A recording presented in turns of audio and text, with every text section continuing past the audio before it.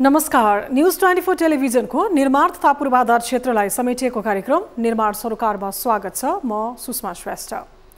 सार्वजनिक खरिद कानुनलाई विकास निर्माणको बाधक मानेर बारम्बार संशोधन गरिँदै आएको छ। 16 वर्षको अन्तरालमा 12औं पटकसम्म कानुन संशोधन भइसकेको छ।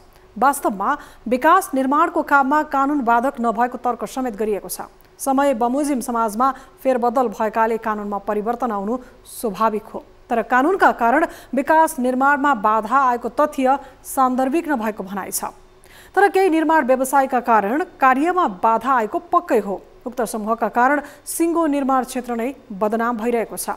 उक्त समूहलाई निरुत्साहित गरेर निर्माण कार्यलाई सही तरिकाले अघि बढाउन महासंघले कदम चाल्ने भएको छ। कारबाही एवं चेतावनी दिएर काम रोक्ने निश्चित समूहलाई दायरामा ल्याउन महासंघले पहल गर्ने भएको छ। विषयवस्तुमा प्रवेश नगरी समाचार सम्प्रेषण गर्ने पद्धतिमा सुधार ल्याउन महासंघले आग्रह समेत गरेको छ। अतिरञ्जित दृश्य र विषयवस्तुले सिङ्गो निर्माण क्षेत्र बदनाम भएकाले चुरोमा पुगेर मात्र विषयवस्तु प्रस्तुत गर्न सुझाव दिएको छ। अब पालो हेडलाइन्सको। 1.5 दशकमा 12औं पटकसम्ममा सार्वजनिक खरिद कानुन संशोधन, कानुन विकास निर्माणको बाधक नभएको ठहर, सीमामा नबस्ने व्यवसायलाई नछाड्ने महासंघको चेतावनी। हेटौडा उपमहानगरपालिकाले निःशुल्क पानी वितरण गर्यो। 45,000 हेटौडावासी लाभान्वित भए। उक्त महानगरकै ग्रामीण भेगले भने खानेपानीको चरम समस्या झेल्दै। पाल्पाको रानीमहलको पुनर्निर्माण अन्यलमा उचित संरक्षण अभावमा अस्तित्व नै धरापमा। विषयलाई समयमा नसुल्झाउँदा पर्यटकको आगमनमा समेत कमी आयो। रौतहटको शहीद स्मृति पार्क प्रयोगविहीन बन्यो। राज्यको करोडौंको लगानी जोखिममा। आन्तरिक पर्यटकलाई आकर्षित गर्ने उद्देश्य खेर गएको आरोप। र मूल्य वृद्धिको मारमा निर्माण क्षेत्र, मूल्य समायोजनका लागि सार्वजनिक खरिद अनुगमन कार्यालयको प्रतिबद्धता। सार्वजनिक खरिद बमोजिम नै काम हुनुपर्ने जिकिर। कार्यक्रम निर्माण सरोकारमा अब लागौं आजको पहिलो विषयतर्फ। विकास निर्माणमा सार्वजनिक खरिद कानुनलाई बाधक देखाएर बारम्बार संशोधन गरिँदै आएको छ। हाल 12औं पटकसम्म कानुन संशोधन भइसकेको छ, तर वास्तवमा कानुन विकास निर्माणको बाधक नभएको तर्क छ। कतिपय अवस्थामा निर्माण व्यवसाय स्वयं गलत भएको तथ्य पनि बाहिर आइरहेको छ। केही समूहका कारण सिङ्गो निर्माण क्षेत्र नै बदनाम भएकाले उक्त समूहलाई महासंघले नछाड्ने प्रतिबद्धता जनाएको छ। एक रिपोर्ट। सार्वजनिक खरिद कानुनलाई विकास निर्माणको बाधक भन्दै बारम्बार संशोधन गरिँदै आएको छ।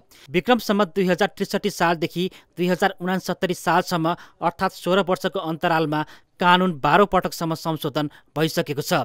परिवेश समय अनुसार परिवर्तन भएकाले कानुनमा फेरबदल आउनु स्वाभाविक नै हो, तर विकास निर्माणमा कानुनले बाधा हालेकाले संशोधन भएको भन्ने विषय सान्दर्भिक छैन। सार्वजनिक खरिद कानुन विकास निर्माणको बाधक नभएको तर्क पनि गरिएको छ, तर कतिपय अवस्थामा निर्माण व्यवसाय स्वयंको कारणले निर्माण कार्य अघि बढ्न नसकेको तथ्य बाहिर आइरहेको छ। सीमित समूहका कारण सिङ्गो निर्माण क्षेत्र नै बदनाम भएको तर्क छ।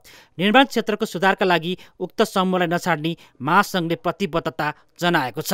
पूर्वाधारको चाहिँ मेन चाहिँ स्टेक होल्डर भनेको निर्माण व्यवसाय हो र ती निर्माण व्यवसायहरूलाई चाहिँ हामी भन्दैनौँ कि गलत गरेर निर्माण व्यवसाय तपाईँ संरक्षण गर्नुहोस्, गलत गरेर निर्माण व्यवसायलाई तपाईँले चाहिँ राम्रो कुराले चाहिँ हामी भन्दैनौँ। ती साथीहरू ढुङ्ग्याउनै पर्छ। ती एउटा बोरामा चाहिँ एउटा कुहिएको आलु राख्यो भने त्यो होल बोराको आलु चाहिँ कुहिन्छ भने जस्तै गरेर त्यस्ता साथीहरूलाई हामी संरक्षण गर्नु भन्दैनौँ। तर राम्रो काम गरिरहेको बोनस लिएको साथीहरूलाई पनि तपाईँको चाहिँ घर परिवारले पनि श्रीमतीले सँग गर्ने खालको मेरो बुढा राम्रै काम गर्छ भनेको त्यो बुढा त फटा काम गर्छ कि यत्रो मिडियामा आयो भन्ने खालको एउटा पीडा दिने काम चाहिँ तपाईँहरूले गर्नुहुन्न भन्ने कुरामा हामी छौँ। र हामी पनि के भन्छौँ भन्दाखेरि अघि धेरै कुरा आइसक्यो। हामीले धेरै ठाउँमा हाम्रा केही निर्णय साथीहरूले काम नगर्नु भएकै हो, गल्ती गरेकै छौँ। त्यस्ता साथीहरूलाई चाहिँ नङ्ग्याउनु नै पर्छ, तर सही काम गर्ने साथीहरूलाई चाहिँ हामीले चाहिँ संरक्षण गर्नुपर्छ। एक भन्दा बढी व्यक्तिको संलग्नतामा सार्वजनिक खरिद प्रक्रिया अघि बढ्ने गरेको छ। विभिन्न व्यक्तिको आचरण र पेशागत व्यवहारको परिणाम यसमा देखिने गरेको हो। अस्वस्थ प्रतिस्पर्धा एवं व्यक्ति अनुकूल निर्णय ल्याउने दबावले स्वार्थ मिल्ने राजनीतिज्ञ, कर्मचारी एवं निर्माण व्यवसायका कारण सार्वजनिक खरिद दूषित बनेको भनाइ छ। राष्ट्रको उन्नतिका लागि सार्वजनिक खरिद महत्त्वपूर्ण कडी भएकाले सोही बमोजिम काम हुनुपर्ने सुझाव छ। विषयवस्तुमा प्रवेश नै नगरी अतिरञ्जित दृश्य र विषयवस्तुको सम्प्रेषणले यो क्षेत्रलाई अझै बदनाम गराउने प्रयास भएकोमा महासंघले आपत्ति जनाएको छ। चुरोमा पुगेर मात्रै विषयवस्तुको प्रस्तुति गर्न महासंघले आग्रह गरेको छ।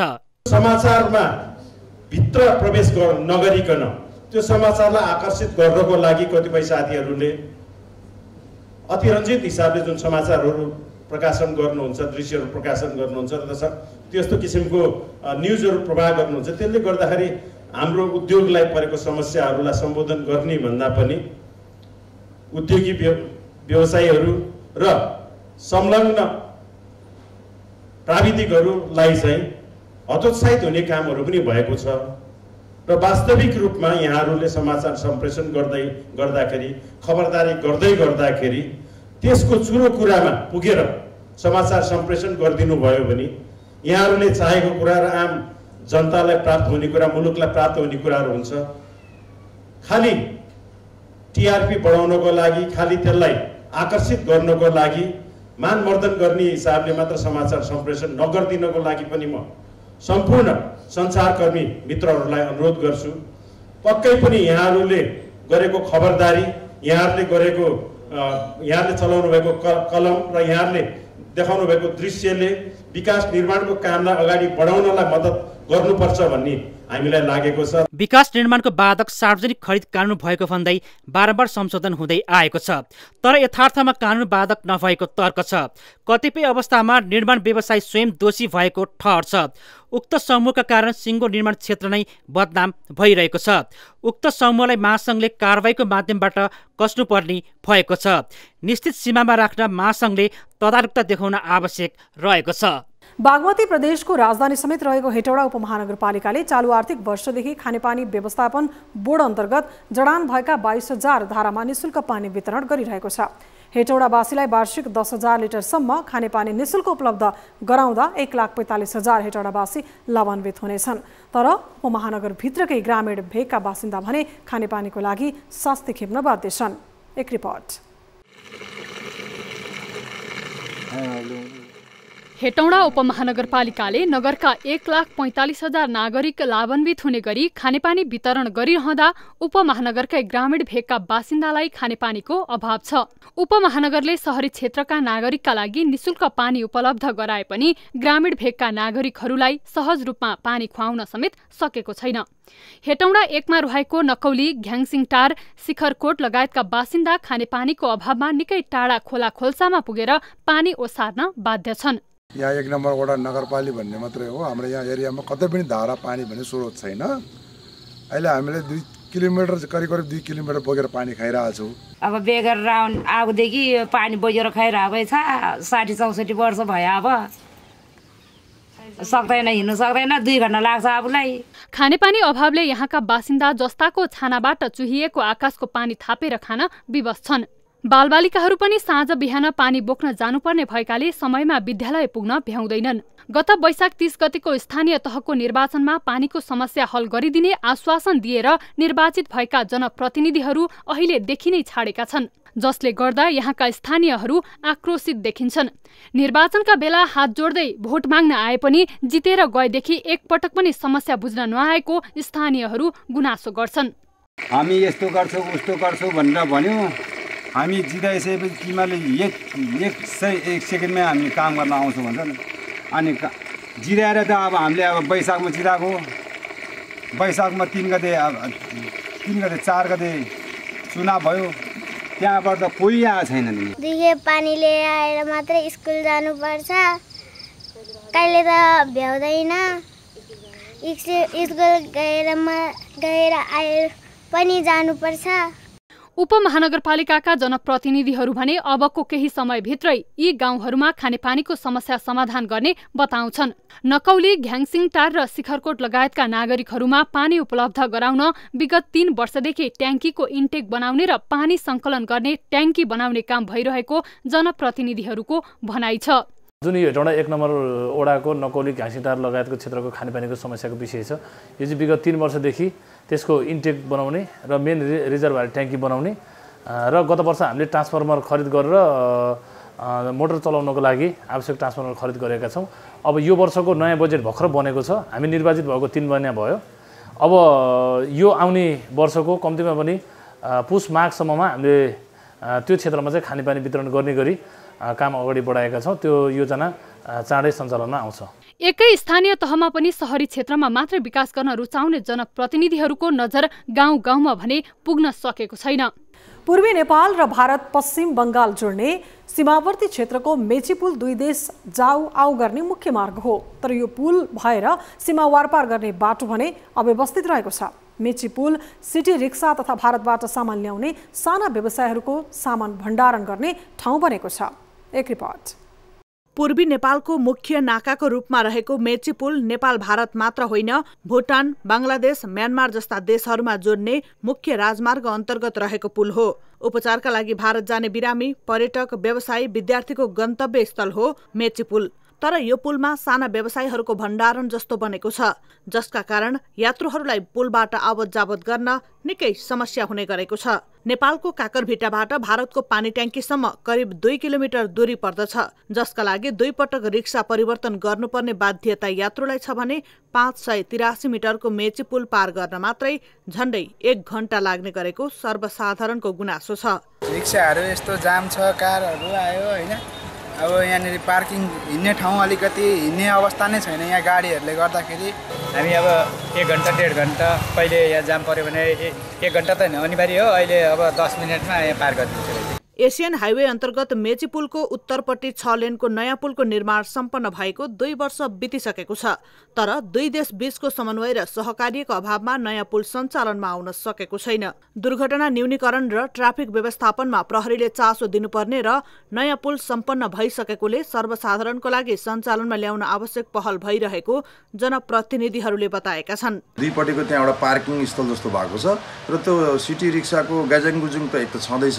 त्यहाँ चाहिँ नेपालबाट चाहिँ जाने पानी ट्याङ्कीबाट सौदा गरेर साना व्यापारी व्यवसायीहरूले पनि त्यहाँ एउटा डम्पिङ साइट जस्तो बनाइरहेको चाहिँ मैले देखेको थिएँ।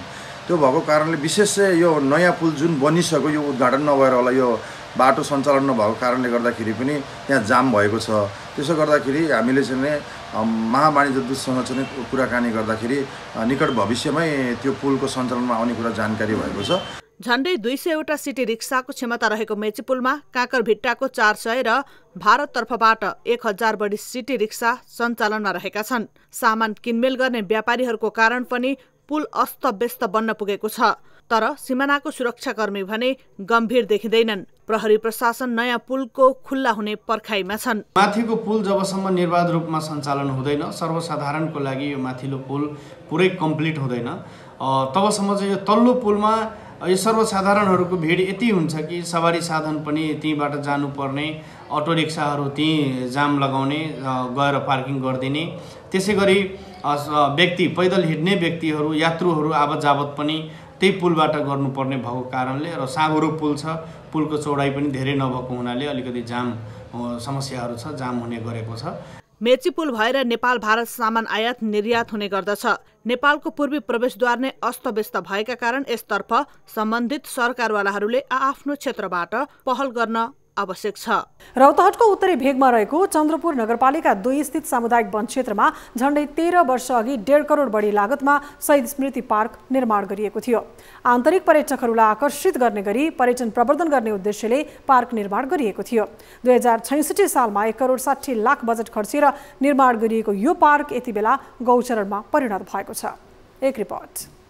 रौतहटको चन्द्रपुर नगरपालिका 2 स्थित बनटोल महिला सामुदायिक वनको करिब 14 रोपनी क्षेत्रफलमा फैलिएको शहीद स्मृति पार्क अहिले झाडीले ढाकिएको छ। पार्कको उचित संरक्षण नहुँदा डम्पिङ साइट जस्तो बन्न पुगेको छ। अलि जीर्ण भएको जस्तो देखिन्छ। त्यसलाई सरसफाइदेखि लिएर त्यसलाई कसरी जगेर्ना गर्ने भन्ने विषयमा कसैको चासो देखिँदैन। बालबच्चा लिएर चाहिँ घुम्न जाँदाखेरि पनि साँप सर्पको चाहिँ डर देख्ने खालका झाडीहरू देखिएका छन्। पार्कमा शहीद स्तम्भ, 4वटा पोखरी, बाल उद्यान, चौतारा लगायतका संरचनाहरू छन्। तर यी सबै संरचनाहरू अहिले प्रयोगविहीन बनेका छन्। पार्कभित्र रहेको पोखरी झाडीले पुरिएको छ। निर्माण अवधिदेखि नै पार्कको स्वामित्व बारेमा विवाद रहेको छ। यही विवादका कारण पार्कको उचित व्यवस्थापन हुन नसक्दा पार्क उपयोगविहीन बनेको छ। सामुदायिक वन क्षेत्रमा रहेकोले सामुदायिक वन उपभोक्ता समितिले आफ्नो स्वामित्वमा रहनुपर्ने दाबी गरे पनि शहीद स्मृति पार्क व्यवस्थापन समितिले यसको व्यवस्थापन गर्दै आएको छ। यो पार्कलाई व्यवस्थित तरिकाले एउटा मास्टर प्लान बनाएर त्यसले एउटा चाहिँ हाम्रो नगरको नै एउटा नमुना पार्क रूपमा बनाउने भन्ने हाम्रो सामुदायिक वनको सोच छ। पार्क व्यवस्थापनका लागि स्थानीय सरकारले पनि कुनै पहल गरेको देखिँदैन। पार्क निर्माण अवधिदेखि नै स्वामित्व विवाद रहेकाले स्थानीय सरकारले केही गर्न नसकेको जनप्रतिनिधिहरू बताउँछन्। डिपिआर तयार भएपछि त्यो डिपिआर अनुसार काम गर्नुपर्छ भनेर चाहिँ प्रस्ताव पेश गरेको थियो नगरसभामा। तर चन्द्रपुर नगरपालिकाले हाम्रो यो स्मारकलाई चाहिँ बजेटको व्यवस्थापन गरेन। थोरै पैसा हालेछ, 5 लाख हालेछ, 5 लाख के हुन्छ, त्यस्तो हिसाबले गर्दाखेरि चाहिँ पर्यटकीय हिसाबमा चाहिँ त्यसलाई अगाडि बढाउन सकिरहेको छैन। पार्कमा सुरुवाती लगानी बाहेक अहिलेसम्म के कति लगानी भएको छ भन्ने एकिन तथ्याङ्क छैन। केही व्यक्तिले पार्क भजाएर लाभ लिइरहेको पनि स्थानीयको आरोप छ।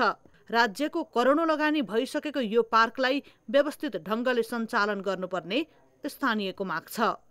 ऐतिहासिक चीज वस्तु तथा सम्पदाहरूको संरक्षणको दायित्व पुरातत्व विभागको हो, तर संरक्षकको दायित्व बोकेकै निकायको बदमासीका कारण यति बेला नेपालको ताजमहल भनेर चिनिने पाल्पाको रानी महलको ताज धरापमा परेको छ। रानी महल पुनर्निर्माणका नाममा पुरातत्व विभागले झारा टार्ने काम गर्दा यसको अस्तित्व नै धरापमा परेको हो। एक रिपोर्ट। नेपालको ताजमहल भनेर चिनिने पाल्पाको रानी महल पुनः निर्माणको 6 वर्ष नबित्दै यसको अस्तित्व पुनः धरापमा परेको छ।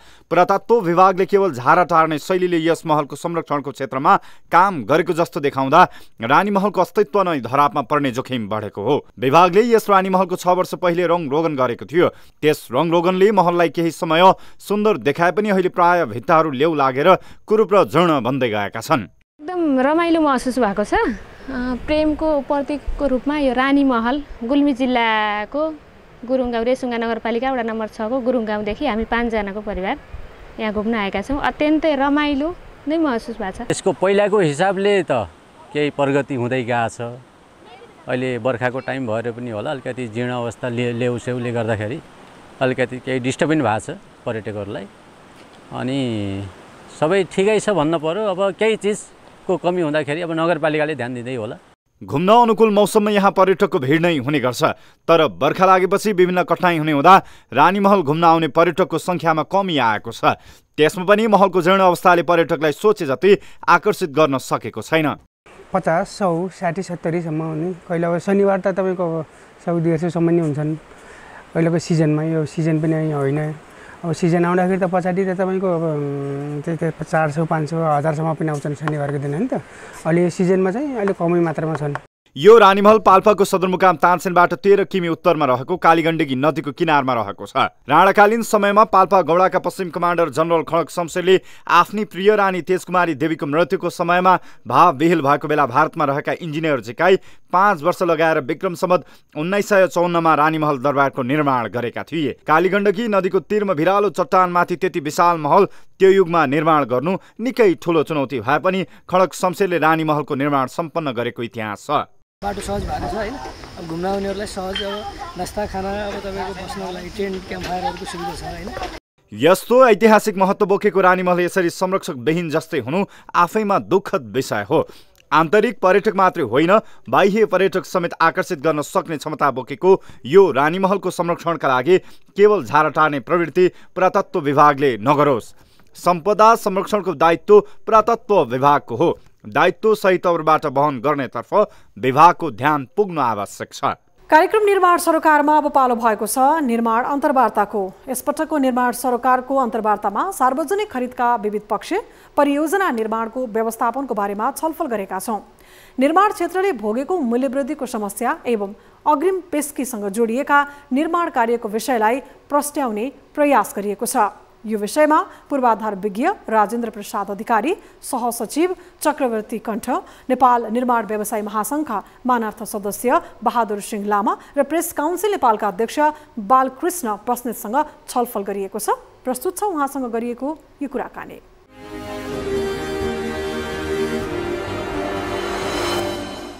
अब सार्वजनिक खरिद भनेको बोलपत्रको प्रक्रियामा हामी जान्छौँ र बोलपत्र प्रकाशन गर्छौँ, सूचना प्रकाशन गर्छौँ। हामीलाई आवश्यक नभएको योजनाको सूचना प्रकाशन गर्दैनौँ है त। त्यसो भएपछि यदि सूचना प्रकाशन गरिसकेपछि बोलपत्र रद्द गर्नुहुन्छ कि हुँदैन भन्ने कुरा गर्न पाइँदैन। त्यो गर्ने हो भने दायित्व सृजना हुन्छ है त। मैले क्षतिपूर्तिको बारेमा सोच्नुपर्छ नम्बर 1 होइन त। त्यो प्रक्रियाबाट गइसकेपछि हामीले कस्तो बोलपत्र स्वीकृत गर्छौँ त भन्दाखेरि सार्वभौत रूपमा प्रभावग्राही भनेको यो सबै हिसाबले सक्षम छ है, सबै चिज ठिक छ उहाँको व्यवसायको भन्ने कुरा सार्वभौत रूपमा प्रभावग्राही हुन्छ। त्यो सारभूत रूपमा प्रभावग्राही भएकाहरूमध्येबाट चाहिँ अनि सबभन्दा कम मूल्याङ्कित उहाँहरूको पनि मूल्याङ्कन गर्छौँ हामीले त्यहाँ दिएकोमा। त्यो भएपछि कम मूल्याङ्कित चाहिँ बोलपत्र स्वीकृत गर्ने हो। त्यसले गर्दाखेरि कुनै पनि स्वीकृत गरेको बोलपत्र यो न्यूनम हो कि यो काम गर्न नसक्नेले गरेको हो कि भन्ने कुरा हामीले भन्न मिल्दैन, भन्न सक्दैनौँ। त्यो भयो भने त हामीले उसलाई पासै गर्दैनौँ नि त, उसलाई दिने चरणमै ल्याउँदैनौँ। त्यस कारण यो दोस्रो चरणको कुरा हो। त्यसपछि गएर आयोजना जब हामीले सही गरिसक्यौँ, करार सही गरेको भन्छौँ, खरिद सम्झौता अथवा करार सम्झौता भन्छौँ। करार सम्झौता सही गरिसकेपछि त त्यसपछि त करार निर्माण आयोजना व्यवस्थापनको चरणमा जानु पर्यो। त्यहाँ सार्वजनिक निकायको काम भनेको व्यवसायलाई पैसा दिन्छु भनेको अनुसार पैसा दिने कुरा गर्नु पर्यो। त्यसपछि गएपछि तपाईँको सहजीकरण गर्नु पर्यो कि होइन। जस्तो व्यवसायले मलाई विद्युत प्राधिकरणले पोल सार्दैन भने त व्यवसायको समस्या होइन, त्यो सरकारको अङ्ग हो भनेपछि त सार्वजनिक निकाय त्यहाँ गएर चाहिँ मतलब यो पोल सारिदिने जस्तो कुराहरू गर्नु पर्यो। भनेपछि यो गर्ने क्रममा दुईटै पक्षलाई मर्का पर्न सक्छ। यदि निर्माण व्यवसायलाई चाहिँ मतलब यो निर्माण व्यवसायको कारण होइन भनेदेखि त सार्वजनिक निकायले जसले करार सम्झौता गरेको हो उसले अगाडि बसेर ल तपाईँले कारण होइन म करार अनुसारको सम्झौता अनुसारको नियमअनुसार तपाईँलाई पाउने चिज दिन्छु भन्नु पऱ्यो नि त। अब यदि उहाँको करार कागजमा दिनु सकिनेछ भनेको छ भने उहाँले पाउनुपर्छ। के अरे दिन्छु भने भएदेखि, होइन भनेदेखि उहाँहरूले पाउनुहुन्न, नदिनेको व्यवस्था गरेको छ भने उहाँहरूले पाउनुहुन्न। त्यो करारभन्दा बाहिर जाने कुरो आउँदैन। अब यो चाहिँ के भने 1 महिना उहाँले काम गर्ने बित्तिकै त उहाँको बिल पेस गर्नु पर्यो होइन। होइन भने उहाँले भन्नु पर्यो तपाईँले सम्झौतामा मलाई चाहिँ मतलब 10% कति दिन्छु भन्नुभएको छ, दिन्छु अग्रिम पेस कि दिन्छु भन्नुभएको छ, यो दिनुहोस्, यो नदिएसम्म म काम सुरु गरिदिनु भनेर उहाँले लेखेर दिनु पऱ्यो नि त। समयमा लेखेर पनि नदिने, काम पनि सुरु नगर्ने, अनि मैले अग्रिम पेस कि पाइनँ त्यस कारण काम गर्न पाइनँ भन्न चाहिँ मिल्दैन। अहिले अब कानुनी रूपमा हेर्ने हो भने जुन सम्झौतामा मूल्यवृद्धि भन्दा पनि मूल्य समायोजन भनौँ, किनकि मूल्य घट्न पनि सक्छ। हुन त हाम्रो परिवेशमा हेर्ने भने प्रायः मूल्यवृद्धि बढी भइरहेको हुन्छ। मूल्य समायोजनको प्रावधान दिन सक्ने जुन सम्झौता भएको छ त्यसमा केही अप्ठ्यारै छैन, त्यो गर्न सकिन्छ। जुन 12 महिनाभन्दा अब कममा जुनमा मूल्यवृद्धि दिनै हुँदैन, मूल्य समायोजन गर्न हुँदैन भनेर हाम्रो खरिद कानुनले भन्छ। त्यो पाटोमा समस्या देखिएको, त्यो पाटोमा छलफलहरू भएका छन्। त्यसलाई कसरी जाने, कसरी सम्बोधन गर्ने, त्यसको अहिलेसम्म भने केही निर्क्युल लगाइसकेको अवस्था छैन। तर मूल्य चाहिँ धेरै नै अत्याधिक वृद्धि भएको कारणले गर्दाखेरि समस्या चाहिँ आएको छ। अब सार्वजनिक खरिद ऐन हुन त टिका टिप्पणी हुने गरेको छ। सार्वजनिक खरिद ऐन चाहिँ अथवा सार्वजनिक खरिद कानुन भनेको विकासको बाधक हो भनेर टिका टिप्पणी भइरहेको छ। तर त्यसलाई मैले भइरहेको सार्वजनिक खरिद कानुनकै पनि परिपालना गर्ने हो भने धेरै समस्या समाधान हुन सक्छ। अहिले के चाहिँ भइरहेको छ भने निर्माणभन्दा पनि सार्वजनिक खरिद कानुनको कार्यान्वयनको क्रममा विभिन्न सरोकारवालासँग भएको त्रुटि र गल्तीलाई यो त सार्वजनिक खरिदमा कानुनलाई दोष दिएको अवस्था भएको कारणले गर्दाखेरि यो देखिएको हो। र मैले अहिले पनि भने कुनै पनि कानुन पर्फेक्ट कहिले पनि हुँदैन, त्यसले समयसँगै परिवर्तनशील गर्दै जानुपर्ने हुन्छ। परिवर्तनको आवश्यकता होला, संशोधनको आवश्यकता होला, तर अहिले भनेको सार्वजनिक खरिद कानुनकै कारणले यो विकासको बाधक चाहिँ हो भनेसम्म यो एकदमै होइन भनेर म ठोकुवाका साथ भन्न सक्छु। हो यसको त्यो कारणको मर्ममोजिमको कारण नभएको कारणले गर्दाखेरि समस्या भएको, यसमा सँगसँगै सुधार गर्नुपर्ने हुनसक्छ। आफ्ना घर पनि राखेको छ, आफ्ना चाहिँ ग्यारेन्टी पनि राखेको छ। सम्झौता गर्दाखेरि कार्यान्वयन पक्षमा पनि त्यसमा जटिलता छ र हरेक हिसाबले त्यही निर्माण व्यवसायले मात्रै एउटालाई मात्रै प्राविधिकको पनि त्यत्तिकै छ र पब्लिकको पनि त्यत्तिकै छ, राजनीतिक कर्मीहरूको पनि त्यत्तिकै महत्त्व छ। सबैको महत्त्व त छ, तर एउटालाई मात्र दोष लगाएर थोपारेर देश निर्माण हुन सक्दैन।